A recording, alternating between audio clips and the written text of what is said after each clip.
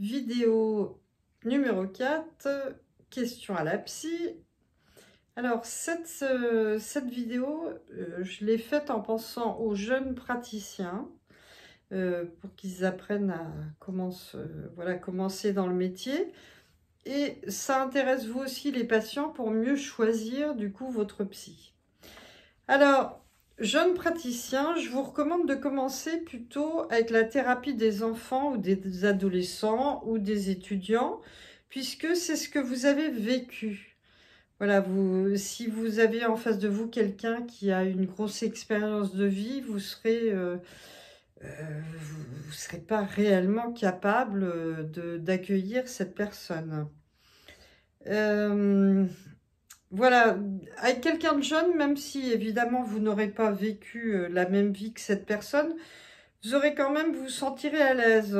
Vous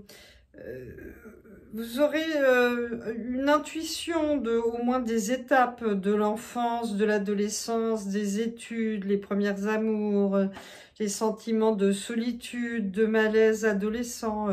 Soit vous en aurez vécu ou vous les aurez vus proches de vous. Donc voilà, moi c'est vraiment un gros conseil de commencer par les gens jeunes. Alors, lorsque vous vous installez, évidemment, vous allez vous déclarer sur l'internet, enfin vous faire petit site ou chose de ce genre.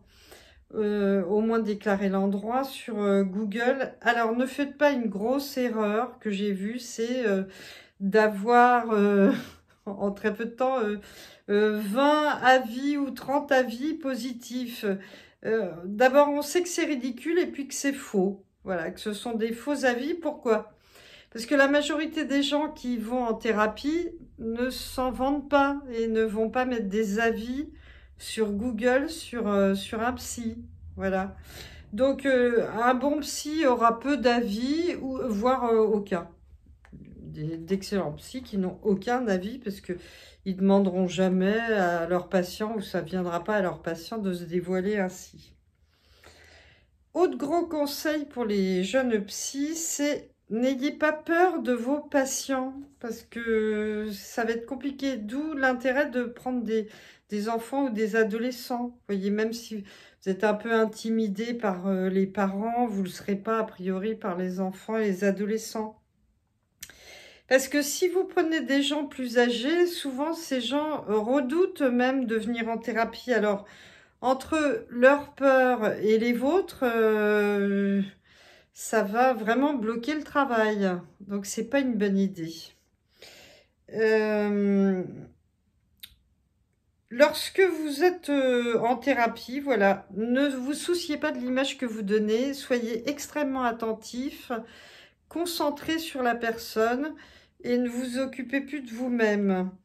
De toute façon, le patient se fera une idée sur vous et ce sera son transfert, ses projections, et ça c'est naturel, donc n'essayez pas de contrôler ça, voyez.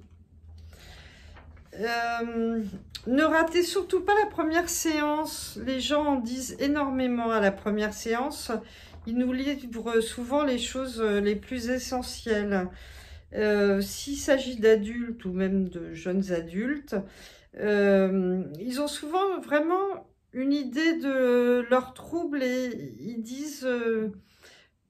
enfin, ils en font souvent une analyse à cette première séance qu'on n'écoute jamais suffisamment attentivement. Alors, autre conseil, ne prenez pas en thérapie un patient qui vous provoque une aversion ou des émotions trop fortes. Ça ne correspond pas, vous ne vous ferez pas une bonne thérapie a priori. Alors, comment faire? À l'issue de la première séance, dites à la personne que vous ne vous sentez pas compétente. Évidemment, vous ne faites pas du coup payer cette séance, voyez. Ne gardez pas une personne en thérapie parce que vous pensez que vous devez à tout prix aider. Là, vous n'êtes pas un médecin, justement. Et puis la thérapie est un long voyage à deux, donc il faut pouvoir avancer ensemble.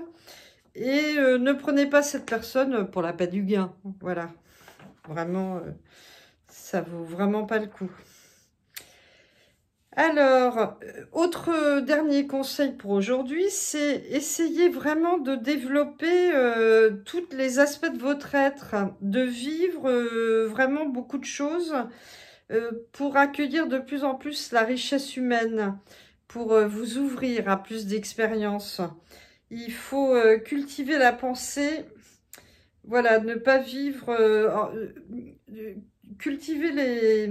J'ai perdu le fil, la pensée, ah oui, que beaucoup ne vivent pas comme vous, voyez, et ça, c'est peut-être difficile quand on est jeune thérapeute, de réaliser à quel point les gens sont différents et uniques.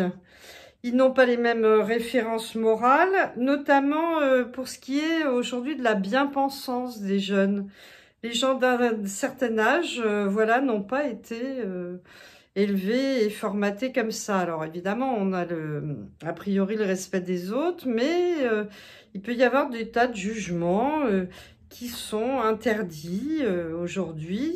Et donc, en thérapie, il faudra que les gens puissent être libres d'exprimer toutes leurs pensées et tous leurs ressentis. Et pour les patients, ne vous laissez pas limiter par ça en thérapie. Le sens de la thérapie, c'est de pouvoir exprimer tout ce qui vous vient, tout ce que vous avez besoin de dire.